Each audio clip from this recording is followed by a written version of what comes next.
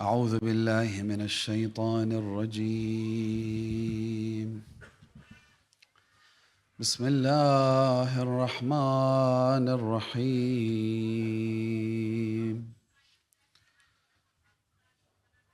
والصلاة والسلام على سيدنا ونبينا وشفيع ذنوبنا محمد. اللهم صل على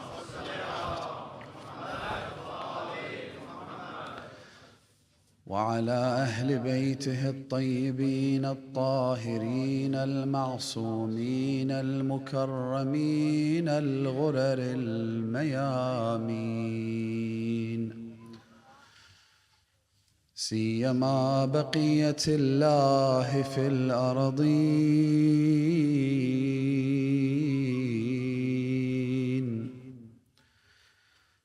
وحجته على الخلائق أجمعين، سيدنا وإمام زماننا وصاحب نعمتنا مهدي هذه الأمة وطاووس أهل الجنة الحجة بن الحسن العسكري، فداه أرواح العالمين. اللهم كن لوليك الحجة بن الحسن صلواتك عليه وعلى آبائه في هذه الساعة وفي كل ساعة، وليا وحافظا وقائدا وناصرا ودليلا وعينا حتى تسكنه أرضك طوعا وتمتعه فيها طويلا. يا صاحب الزمان، يا صاحب الزمان، يا صاحب يا صاحب الزمان، يا صاحب الزمان، يا صاحب الزمان، عجل على ظهورك. To offer condolences to the bleeding heart of the Savior, the Avenger, the Master, the Imam of the time, Al-Hujjat ibn al-Hasan al-Askari. Recite aloud, Salawat ala Muhammad wa Ali Muhammad. Allahumma salli ala Muhammad.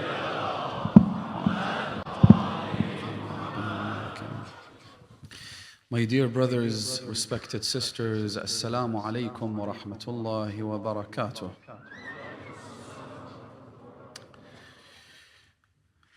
Someone comes to our sixth Imam to ask a question which seems to be as relevant today, shockingly, sadly, as it was back then. The question was about fasting on the 9th and 10th of the month of Muharram.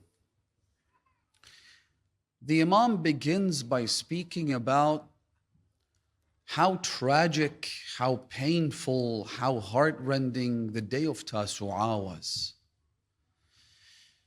He says to him, إن تاسوعا يوم حوصر فيه الحسين عليه السلام.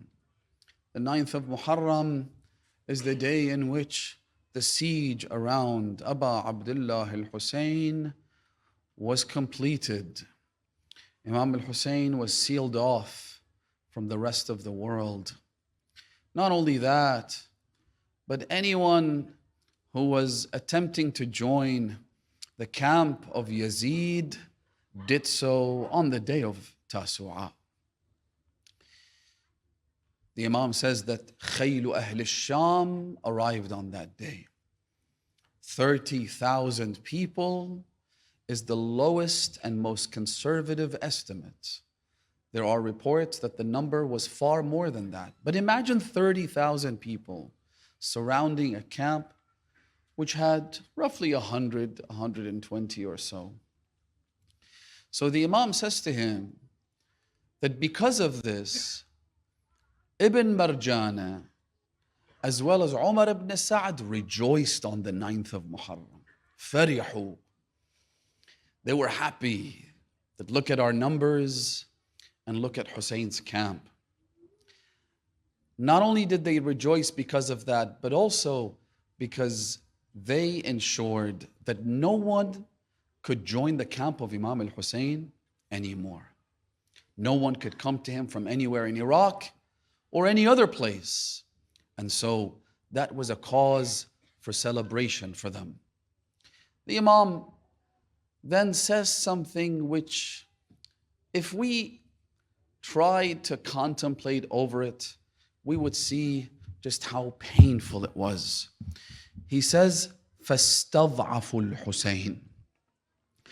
Istad'afa in the Arabic language means to perceive someone as being meek, someone who is vulnerable, someone who's weak to the point that you could do whatever you want with them.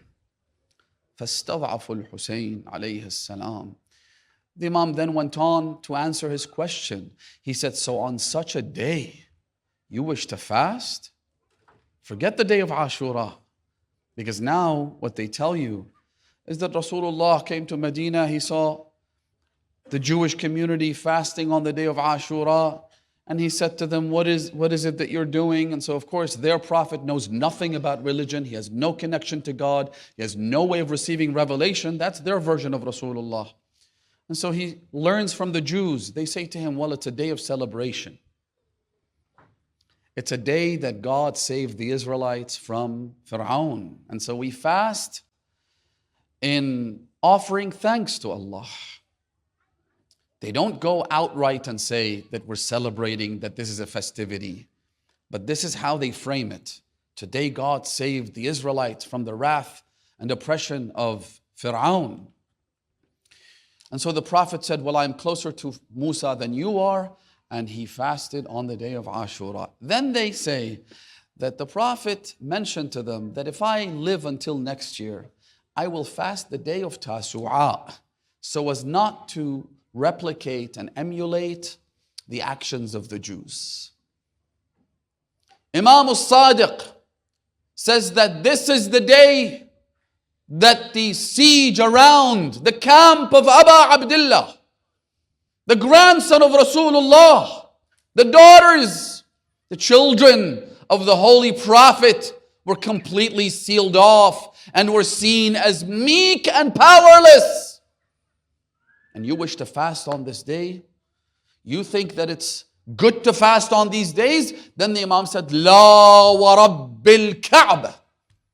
No, by the Lord of the Kaaba, this is not a day of fasting. It's a day of mourning. It's a day of crying. It's a day of gathering everyone in your household to shed tears for Aba Abdullah. It's a day people are supposed to come together and greet each other with their tears, the Imam says. When you greet each other, make sure you're all crying. When you greet each other, say, أعظم الله لنا الأجر بمصابنا بأبي عبد الله الحسين. The Imam says in another hadith that on the day of Ashura, anyone who visits the shrine of Aba Abdullah, may Allah bless the zuwar of the Imam on these days. May Allah make us among those zuwar. The Imam mentions the incredible merits and virtues and rewards for those who visit the shrine of Imam al-Hussein, including a statement which I cannot elaborate on. We don't have time, and it requires a special state of mind. When you hear it, you have to burst into tears, so I won't mention it. Then the Imam is asked by that same person, what if I'm unable to go to Karbala? The Imam said, then this is what you do.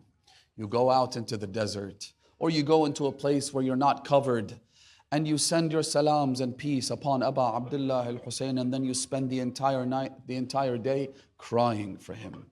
The Imam then says, make sure you don't buy anything to put at home to save for the next day or so. Don't go to work. Don't try to earn a living. The Imam says anyone who does that will be deprived of blessings. Not only himself, but his family and his children and lineage. It's a day of mourning and lamentation. So, who would have thought then, on the day of Ashura, that Imam al-Hussein who's besieged, that Aba Abdullah who's been deprived of water and supporters and food, Imam al-Hussein's children were starving. Who would have thought that on the day they did what they did to the flower of Rasulullah, when he was perceived as being mustad'af, that today the entire world is in mourning. It's like an ocean in the middle of a storm, a hurricane. Tomorrow is a day when over 1.5 billion people observe it as a solemn commemoration of the tragedy of Aba Abdullah al-Hussein. Not just in the 7 or 8 countries that observe it as a national holiday, as a public holiday, but across the globe. There's not a province, not a capital city, not a region where the name of Hussein is not uttered. Who would have imagined that? Who would have believed it had that been said on the day of Ashura or on the 11th of Muharram? Who?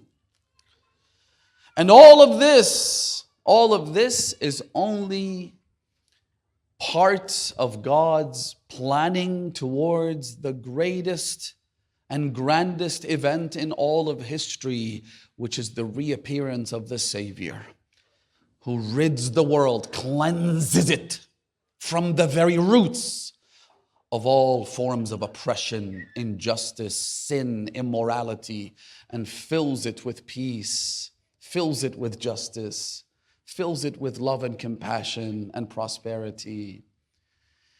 What's truly amazing, brothers and sisters, is that the return of the Savior, the 12th Imam, as grand as it is, the slogan of the Imam and his companions is what?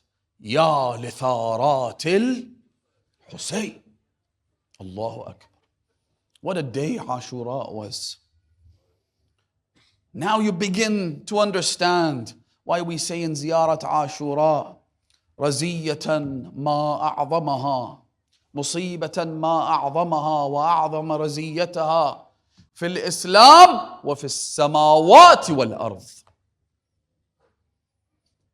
A tragedy, the like of which doesn't exist in Islam, nay, in the heavens and the earth. The day of Ashura represents the driving force for the Mahdi's rise. Which is why we say, أَيْنَ الطَّالِبُ بِذُحُولِ الْأَنْبِيَاءِ Ya Hujjat ibn al-Hasan. Tonight is a night I beg you, brothers and sisters, to pray for Imam al-Zaman for 2 reasons. One, to pray for him as he today, imagine he's been crying the whole time. For the last 1100 years, Imam al-Zaman swears that I will cry for you day and night, day and night, day and night. And then on the eve of Ashura, the Imam is in such a state that we have to pray for him, pay sadaqah in his name, for his safety, for his health. God only knows what the Imam is going through. God only knows how his blood boils tonight. That's the first reason. The second reason is, don't you think it's enough that we don't have access to our Imam? Don't you think that if we missed out on meeting him, that our children shouldn't? Don't you think that the Shia have been oppressed for far too long? That anyone can come and go and kill us? How many Shia children have to be orphaned? How many Muslims have to be massacred? It's enough, it's enough. Ali ibn Muhammad al-Samari, the last emissary of Imam al-Zaman, the fourth representative, was asked, when was the last time you saw the Imam with your eyes? He said, I saw him holding on to the cloak of the Kaaba, crying and weeping and saying, Allahumma ajjil faraji. Oh Allah, bring about the relief. That's why we have to pray for the Imam tonight. So, Imam al-Hussein says to his son, Imam Zayn al-Abidin, on the day of Ashura, he shares with him certain things that we are unable to discuss because these are statements made in the midst of the peak of the tragedy that is unlike any other. These require just a whole other different kind of discussion. So he says, among other things to his son Imam Zayn al-Abidin, he says to him, Waladi Ali, my son, Wallah, la yaskunu dami hatta yadhhar al-Mahdi min wuldi. By God, my blood won't settle, it won't stop boiling until my son the Mahdi reappears. So say it with me before we continue, in the loudest of your voices, that if the Imam happened to be in our proximity, he could hear you saying these words. Allahumma ajjil li waliyyika al-faraj. Say it 3 times. Allahumma ajjil li waliyyika al-faraj. Allahumma ajjil li waliyyika al-faraj. Ameen, ameen, ya Rabbal Alameen. But the Imam's slogan, the Imam's mission statement is أين الطالب بذحول الأنبياء وأبناء الأنبياء أين الطالب بدم المقتول بكربلاء يا حجة ابن الحسن. Where is the one who will avenge the blood of the one who was killed in Karbala, the one who was slaughtered in broad daylight and in the view of tens of thousands of people? أين الطالب بدم المقتول بكربلاء. Which is why Allah subhanahu wa ta'ala says in the Quran, He gives us an address. He says, وَلَقَدْ كَتَبْنَا في الزبور من بعد الذكر أن الأرض يرثها عبادي الصالحون. We have written in the Psalms, meaning the Psalms of David, after the remembrance, meaning the Torah, we have written in both of these divine revelations that the earth will be inherited by our righteous servants. Which is why when you come to the Torah, the book of Revelation, number 1, chapter 7, chapter 1, verse 7, what does God say there? Listen to this verse. It's incredible. It says, when the Son of Man returns. Who is the Son of Man? It's not Jesus. When the Son of Man returns, He will come with the clouds, And then every eye will see him, and all the nations of the earth will mourn for him. Why would they mourn for Jesus? In other translations, it says they will weep for him. They will sob for him. They will cry for him. Why? Because we have narrations that say that when the Mahdi reappears, he will give his first public address at the blessed mosque of Kufa. And when he speaks, لا يسمع صوته, no one can hear him talk. من فرط البكاء, from the intensity of the cries. Because the first thing the Imam does will be to go to the shrine of Imam al-Hussein and say, وَإِذَا الْمَوْءُودَةُ قُتِلَتْ بِأَيِّ ذَنْبٍ قُتِلَتْ. If you say Imam al-Hussein was a person who committed an act of treason, dissent, he rose against the government of the day, then what was the crime of this one who's resting on his father's chest? What did he do? What did he do to you? And so, who would have thought that on the day of Ashura, seeing the calamities that they would lead to this, and that this would lead to all the nations weeping when the Imam returns? Because at that point, everybody's heard of Hussein. When the Imam comes, everyone is familiar with Abbas and Ali al-Akbar and Ali al-Asghar and Rubab. Everyone will have heard these names, which is that's why the Imam introduces himself. The Imam introduces himself by saying that I am the one whose father was killed while thirsty. Allahu Akbar. What this means, and I want to take only a few more minutes of your time. We're short on time, and the eve of Ashura needs all the time it could get. What this means, brothers and sisters, is that Allah subhanahu wa ta'ala works in mysterious and subtle ways. Very subtle. Allah is not bound by time, and so time is not a limitation for him, unlike us. For lack of a better word, for lack of a more appropriate expression, he takes his time. Allah subhanahu wa ta'ala doesn't need to rush things. This is one of the meta laws. In Arabic we call them sunnatullah. The Quran refers to this. Allah subhanahu wa ta'ala has meta laws that apply across the board. One of them is the law of postponement, the law of taking his time, the law of deferring the repercussions of sin. He doesn't immediately send his wrath upon the people to destroy them. Some people expect God to do this when great and grave acts of injustice take place. That's not how Allah subhanahu wa ta'ala operates. He doesn't need to.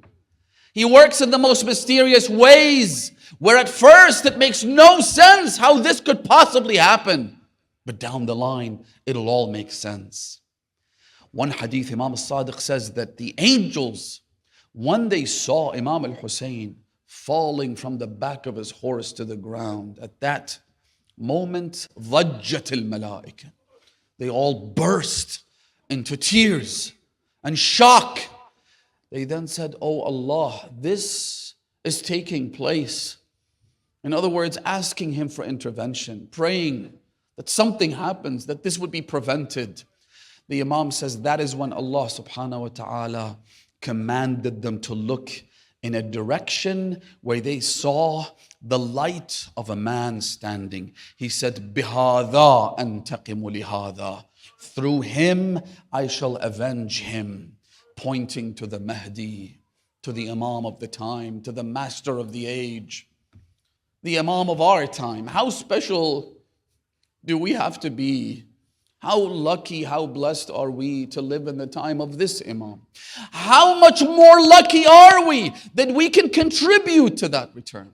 We can pray that Allah hastens it. How lucky are we? Which is why Imam Zayn al-Abidin says to Abu Khalid al-Kabuli, he says, the best of the people throughout the ages are the ones who live in the time of that Imam. Because they prepare for him, and they pave the way for him, and they appreciate the gravity of the situation that they're in and contribute to his return. أفضل أهل زمان. These are the people who live in the time of the occultation. So, Allah subhanahu wa ta'ala works in mysterious ways. One quick example I'll share with you so that we could draw some lessons from this is, imagine the brothers of Yusuf. They wanted him out of the picture. They didn't want the attention that he was getting. They didn't want his father, their father, to show the affinity and affection that he showed to him. So what do?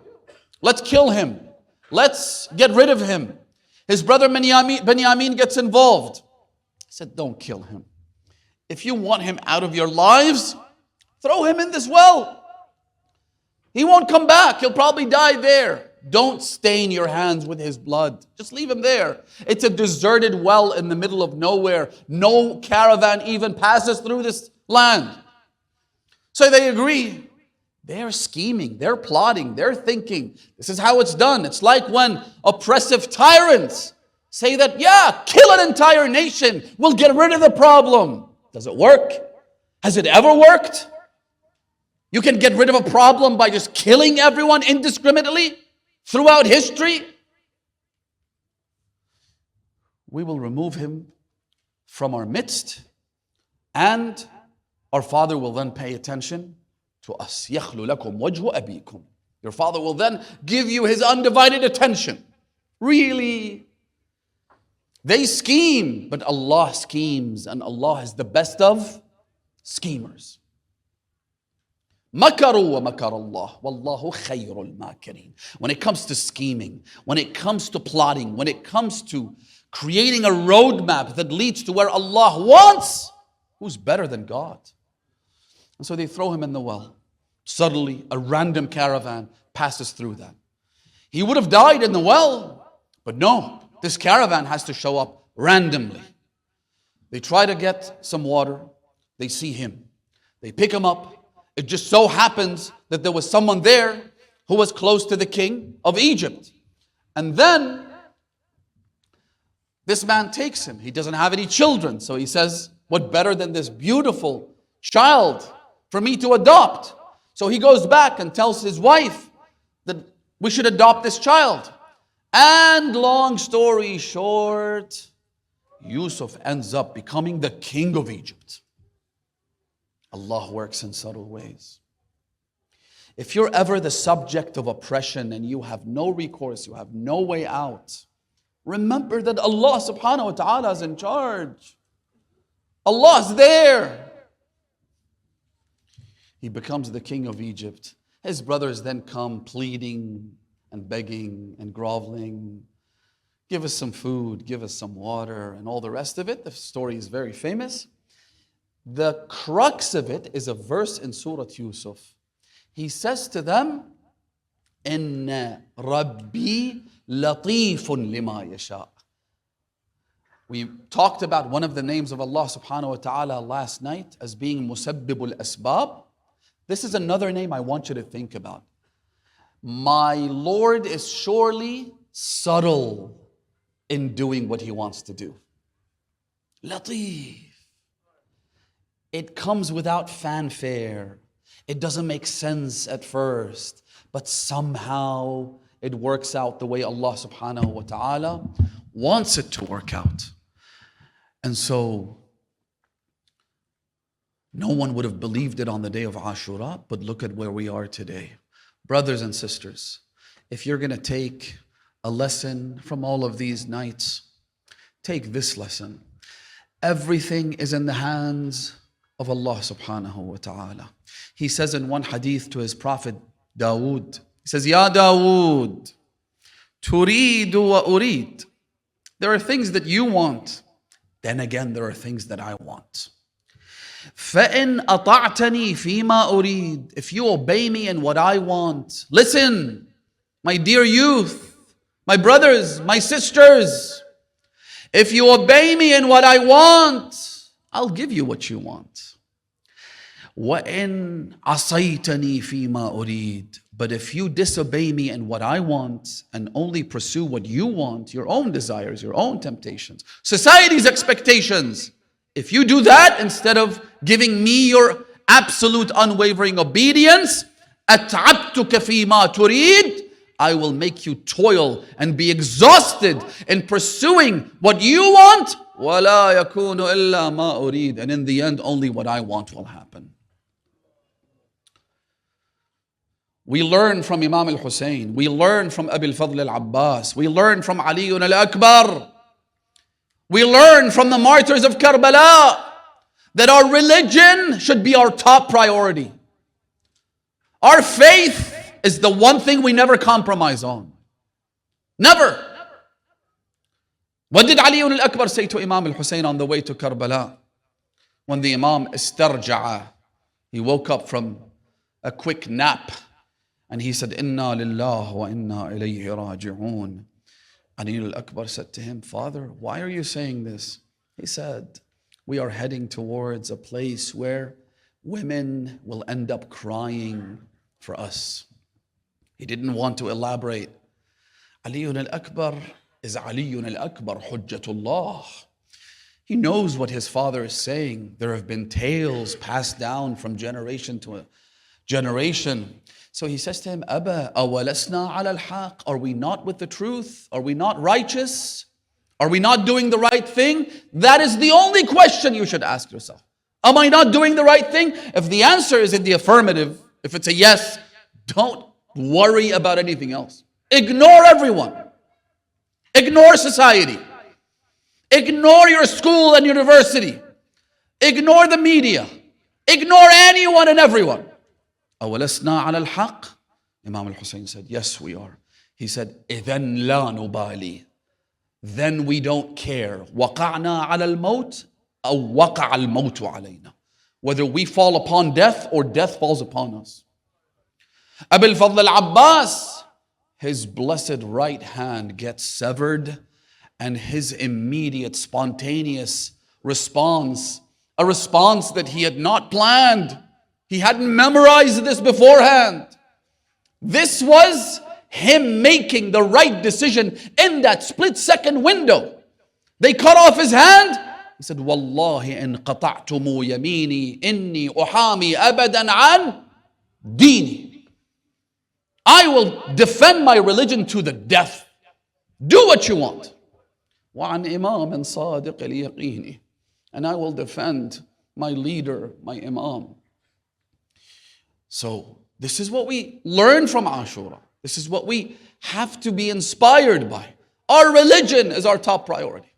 Remember the hadith that I mentioned in the earlier nights where Amir al-Mu'mineen says, I will describe Islam in a manner that's never been done before or after. Then he says, Al-Islamu huwa at-taslim. Islam is about submission. In that same hadith, the Imam then says, Ayyuhan nas, O people, Deenakum, deenakum. Your religion, hold on to your faith, hold on to your beliefs. Tamassaku bihi, hold on to it. La yukhrijakum minhu ahad. Don't let anyone take you out of it. Don't be foolish, don't be naive, don't be stupid. Hold on to your religion. Don't prioritize anything else. Don't be fooled by imposters and charlatans trying to capitalize on your weakness towards desire. Don't follow people who make false claims. A believer is smart. A believer is intelligent. A believer prioritizes his faith above all else. There was a man who came out.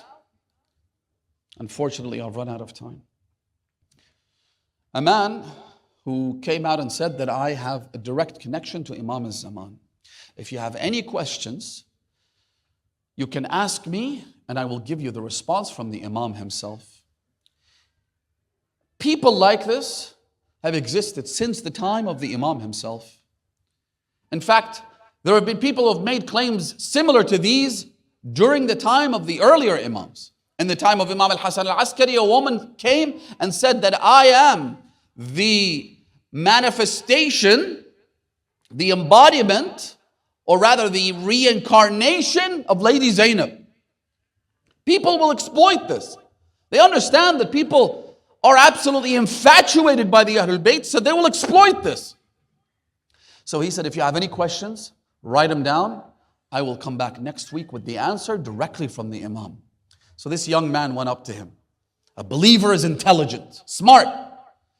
He came to him, he handed him a piece of paper. He said, here's my question. He opened it and he noticed there was no writing in the paper. He said, my son, one of these peers. He said, my son, looks like that your love for the Imam was such that you forgot to write your question. He said, no. I do know what my question is, except I didn't put it on paper. It's in my heart. So I'd like you to take this paper to the Imam and give me the answer to the question that rests in my heart. That man was never seen again. That's a strong believer. That's someone who challenges, whoever it may be, a speaker, a scholar, with the turban, without the turban, which is the trending thing now, whoever it is, says something that feels wrong, or that is contradicted clearly by the Quran or Hadith or the teachings of our grand scholars. Challenge them, stop them. Our religion is our top priority. And one of the manifestations of prioritizing religion is connecting with Allah subhanahu wa ta'ala, and I'll finish with this. On the eve of Ashura, a lot of things happened. A lot of things. Imam al-Hussein told his brother, Abu al-Fadl al-Abbas, he said, اذهب إليهم أو عد إليهم, go back to them. واستمهلهم هذه العشية, and ask them. Now, notice something. Imam al-Hussein, whose motto was هيهات من الذلة, never will we give in to humiliation, made only two requests from his enemies. Only two. The first one was asking them to postpone the battle from the eve of Ashura to the morning of the day of Ashura. The second was when he left with his infant on the day of Ashura and he asked them for water. Nowhere else do you see Imam al-Hussein pleading with the enemy, asking them for anything. Both of which were critically important. In this case, Imam al-Hussein says to his brother, go to them and ask them to postpone the battle. Istamhilhum, ask them for reprieve. Why? The Imam says, لأني أريد أن أصلي لربي, because I wish to pray and I wish to supplicate and to seek His forgiveness. وَإِنَّهُ يَعْلَمُ, Allah subhanahu wa ta'ala knows, أَنِّي أُحِبُّ الصَّلَاةِ وَالدُّعَاءِ وَالْإِسْتِغْفَارِ. Allah loves, I love to pray to Allah subhanahu wa ta'ala. God knows this. Imam al-Hussein's postponement of the battle from the eve of Ashura to the day of Ashura was a tactical mistake if you were to measure things from a purely materialistic point of view. It was a tactical mistake. Imam al-Hussein had more supporters on the eve of Ashura. Many of them abandoned him on that night. If he had started the battle, he would have had more people to fight for him. But the Imam wanted to filter them. Imam wanted the best of the best, the cream of the crop. Also, the heat wasn't as debilitating. Also, the fact that they were parched wouldn't have been as painful and difficult. There were many other reasons. You used the cover of darkness. And yet the Imam says, I wish to delay the battle because I wish to pray. Brothers and sisters, never compromise on your prayers. I am shocked to have people sending me messages saying, I can't pray at work, so I'll just go back home at night and do qadha. If you think that your sustenance comes from a source that does not let you pray, and that you will somehow become successful and self-sufficient and happy in life, you're mistaken. If you think that in order to live and have a sufficient amount of money, you have to put on makeup and show up to work so as to please the eyes of your coworkers and your bosses and whatnot, you are gravely mistaken. If you think that by compromising on your values you can achieve any level of success, we are mistaken, brothers and sisters. تريد وأريد ولا يكون إلا ما أريد, as Allah said to Dawood alayhi salam. Anyway, one of the things that happened on the eve of Ashura, we can only imagine. Lady Zainab is watching the army get bigger and bigger. I don't know if you've seen the shimmer of swords and the spears and the arrows and the arches. And those people who didn't have swords and daggers and arches, they were collecting rocks. Lady Zainab is watching all of this, perhaps thinking, what will they use all of this for? And then she perhaps sees a three-pronged arrow. A three-pronged arrow is usually reserved to hunt lions and beasts in the desert. I wonder what they'll use that arrow for. بأبي أنت وأمي يا أبا عبد الله يا مظلوم يا غريب يا عطشان كربلاء. I mentioned in one of the nights that during the battles of Amir al-Mu'minin, Jamal, Siffin, Nahrawan, Imam al-Hassan, he played a central part in these battles. Without him, the outcome would have been different.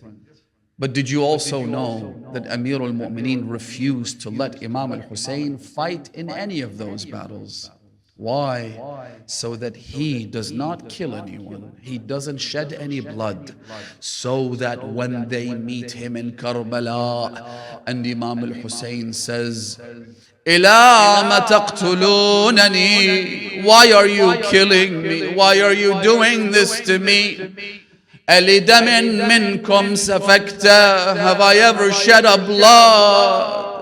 Have I ever killed anyone? Allahu Akbar. Even they knew that Imam al-Hussein had done nothing. Imam al-Hussein hadn't killed anyone. And so they respond to him by saying, نَقْتُلُكَ بُغْضًا مِنَّا لِأَبِيكَ, we are killing you out of hatred and scorn for your father Ali ibn Abi Talib. And what he did to our forefathers in Badr and Hunayn and others. Allahu Akbar. In fact, historians say that when Uthman was under the siege of those who revolted against him, a lot of corruption was rampant. Oppression had taken place for years and years. And so eventually the people revolted against Uthman. And in the end, they deprived him of water. You've all heard this, I'm sure. They refused to let water to come into his compound. When news of that reached Amir al-Mu'minin, Imam Ali immediately called his son Hussein. He said, my son, I wish for you to fill this jug of water and take it to Uthman and his family. Imam al-Hussein immediately grabbed the jug, the container. He headed to the compound in which Uthman was under siege. There were the forces that had besieged the compound. They said to him, you're not allowed to go in. If you're carrying water, this is banned. Imam al-Hussein said, my father commanded me to bring this. To who? To Uthman ibn Affan. He said, my father ordered me to do this. Wa wallah, if you don't let me go and give the water to them, I will fight you to do so. They couldn't fight Abu Abdullah al-Hussein, so they let him in. Imam al-Hussein then delivered the water to Uthman and to his family and children. And yet on the day of Ashura, when Imam al-Hussein came asking for water for his children, an evil, wicked man, he came. He grabbed a handful of water. He said, Ya Hussein, with utmost disrespect. Instead of saying, Ya Aba Abdullah, Ya ibn Rasulullah, Ya ibn Fatima al-Zahra. He said, Ya Hussein, do you see this river, how it's flowing like the bellies of snakes?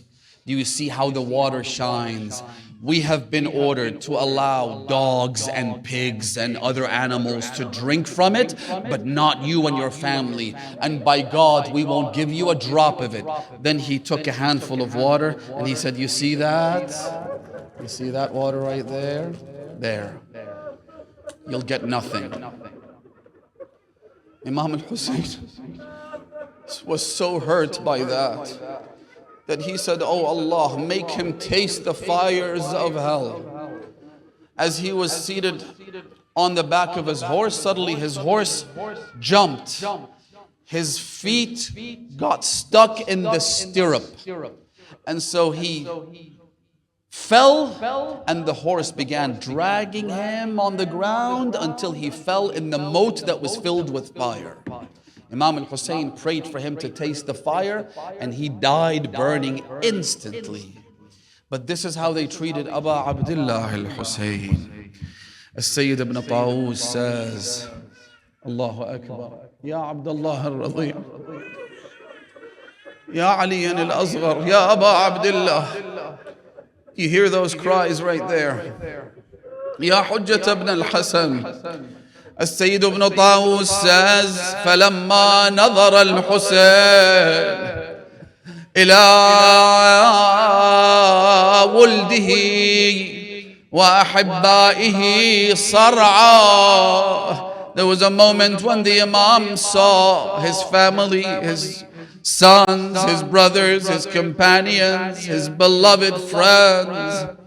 They were all lying on the sand. Everyone had been killed, including his biggest defender, Abu al-Fadl al-Abbas. That's when the Imam said to the enemy, Ala hal min dhabbin? Is there no one to defend? Who? Me? No. Hal min dhabbin yadubbu an harami Rasulillah? These are the women of Rasulullah. هل من ذاب يذب عن حرم رسول الله. Sayyid ibn Tawus says that the enemy began cheering and clapping. That's when the women in the camp of the Imam, they heard them cheering, and so they began wailing and crying. Perhaps it would drown out the cheers and the women couldn't hear them. Then Imam al-Hussein came back. He went back to his tent. There was a moment. Listen to this. The Imam went back to say his last farewell. And that's when he saw there was an infant being handed from one woman to another. The women in the camp were in such a state, they didn't know what to do with him anymore. His mother can't bear to look him in the eye. His eye had sunk. The eyes had sunken into their sockets. And so the women would grab him for a few seconds. They couldn't bear to look at him. They would hand him to another one and then another one. The entire camp was such that they knew the child was dying. maybe Imam al-Hussein didn't want the child to die in the hands of the women, and that's why he came to get it. He came and called out, Ukhtah Zainab. The Imam didn't call his mother Rubab. He said, Sister Zainab, Nawilini waladi ar-radhi', give me my infant boy. When they brought him the infant, be careful right there, be careful. You hold him high like this, Harmala might see him. He becomes an easy target. Nawilini waladi ar-radhi', give me my infant boy.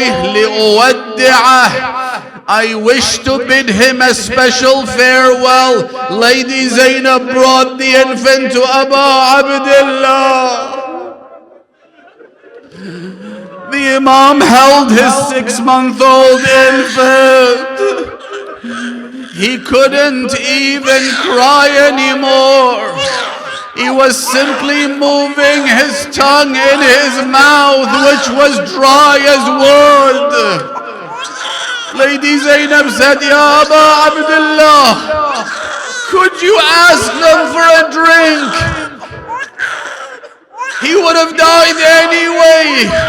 Let's try and quench his thirst before he dies, so he doesn't die thirsty. Aywa waylah. Abu Abdullah held his infant. He was wearing the turban of Rasulullah. He rode on the back of a camel, not a horse, meaning I'm not here to fight with you. I just want you to hear what I have to say. Imam al-Hussein held the infant. He was taking some steps at a very slow pace.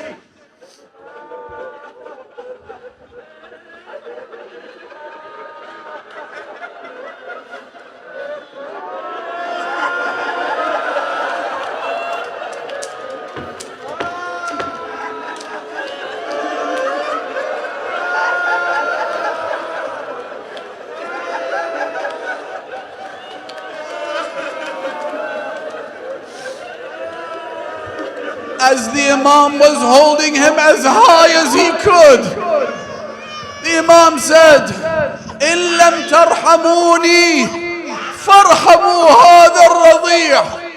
If you're not going to show me any mercy, at least show mercy to this infant. He kept holding him like that. Some of the enemy soldiers, they began arguing. إن كان للرجال ذنب فما ذنب هذا الرضيع.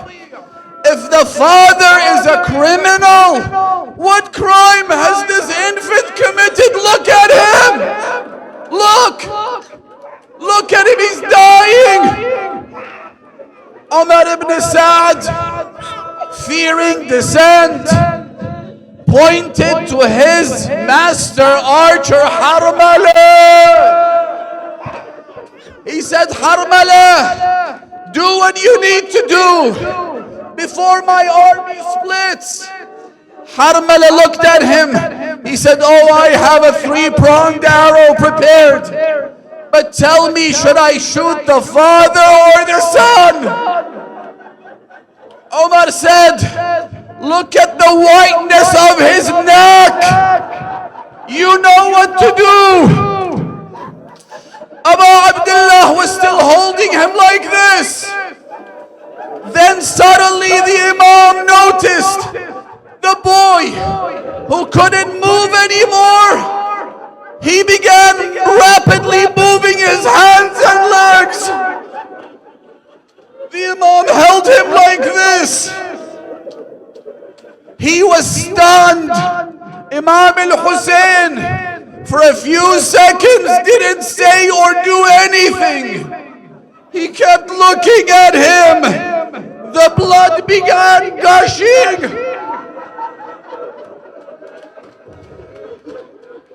Nowhere else in Karbala did Allah Himself offer condolences to Imam al-Hussein. Not for Ali al-Akbar, not for Qasim, not for Abbas, except this moment. Maybe it was to save Hussein from dying. A call was made, Da'hu ya Hussein! Hussein, let him go, let him go.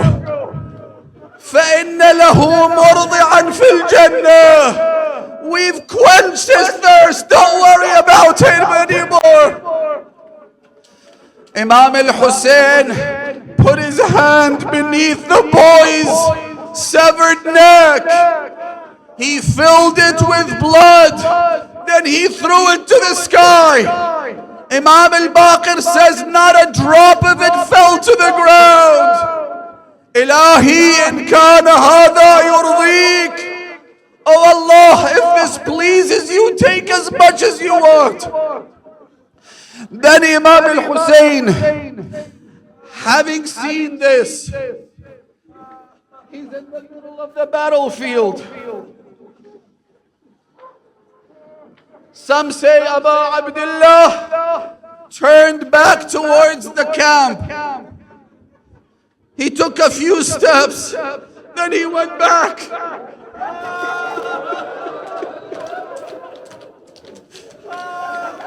Then he took a few more steps. Where am I going to take this infant? All the children, all the girls, they all said, surely they'll feed Ali al-Asghar and bring him back alive. No one thought they would do this. The Imam kept doing this. Eventually, Abu Abdullah knew there was no way he could take Ali al-Asghar and hand him to his mother. So instead the Imam went behind the tent.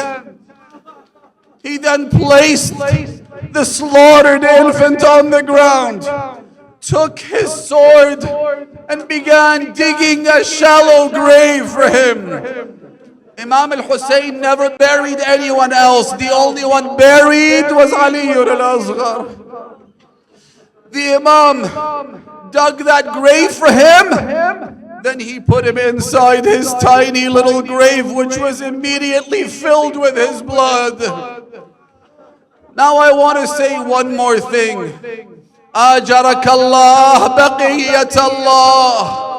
Ali al-Asghar was the only one buried by Abu Abdullah, yes. But did you also know that he was the only one who was buried twice?